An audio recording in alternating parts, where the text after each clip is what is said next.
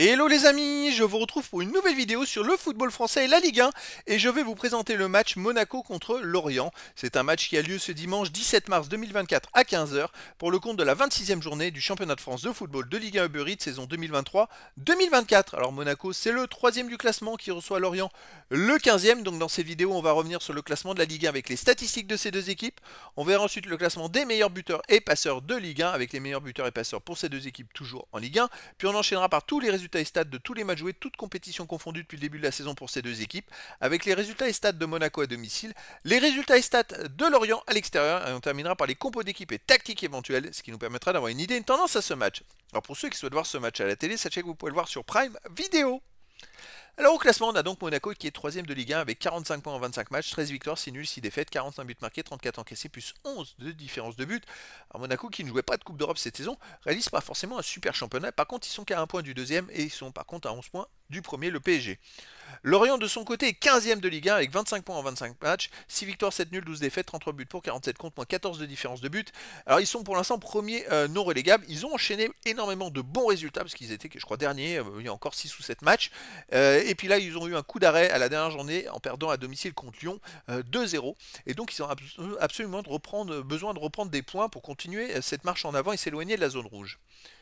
Au niveau des marqueurs, alors pour Monaco, le meilleur marqueur c'est Ben Yedder avec 11 buts. Après, on a Golovin et Minamino 6, Akliouche, Balogun 5, Zakaria 3 buts. Et pour les meilleurs marqueurs pour Lorient, on a Bamba avec 6, Fèvre, Koupi 5, Dieng Tozin avec 2 buts. Et pour les passeurs décisifs pour Monaco, les meilleurs marqueurs c'est Minamino, les meilleurs passeurs, pardon, Minamino avec 5. Ensuite, Enrique et Golovin 4, Akliouche, Balogun et Fofana avec 3 passes décisives. Et pour Lorient, on a Kroupi avec 3, Doucouré, Lebris, Louza, Ponceau avec 2 passes décisives. Sont les meilleurs passeurs des deux équipes.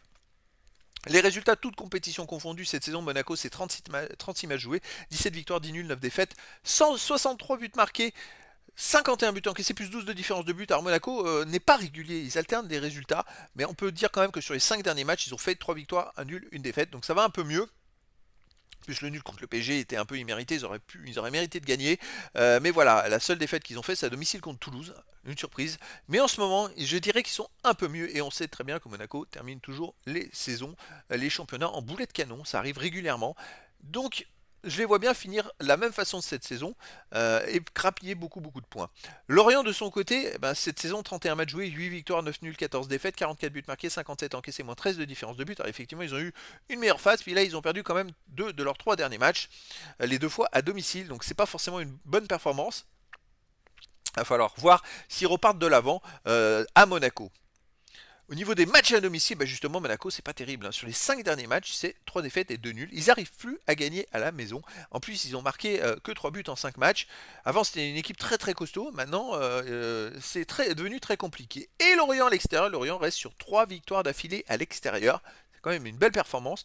Par contre, à chaque fois, ils ont marqué au moins 2 buts, mais ils ont pris au moins 1. Alors, on va voir ce que ça va donner à Monaco.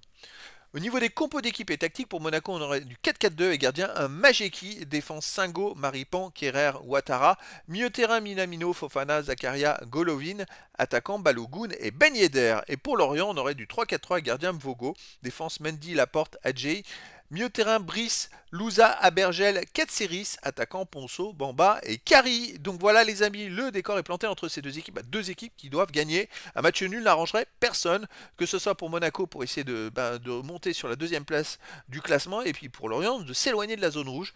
Donc les amis, je vous donne rendez-vous ce dimanche 17 mars 2024 à 15 h pour le match de la 26e journée du championnat de France de football de Ligue 1 Uber Eats saison 2023-2024. Monaco, le 3e du classement, reçoit Lorient le 15e. Voilà les amis, je vous dis à très bientôt pour une nouvelle vidéo.